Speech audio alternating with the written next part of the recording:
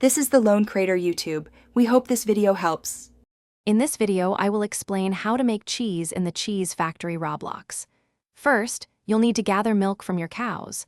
Once you have enough milk, head to your factory. There, you'll use the processing machines to transform the milk into delicious cheese. This process is straightforward and essential for your factory's success. Get ready to turn that milk into profit. To begin your cheese-making journey, focus on your cows. Make sure they are well fed to maximize milk production. Simply click on each cow to collect their milk, which will then appear in your inventory. Once you have a good supply, carry the milk over to the designated entrance of your cheese factory. This initial step is crucial for starting the production line. Inside the factory, locate the cheese processing machine.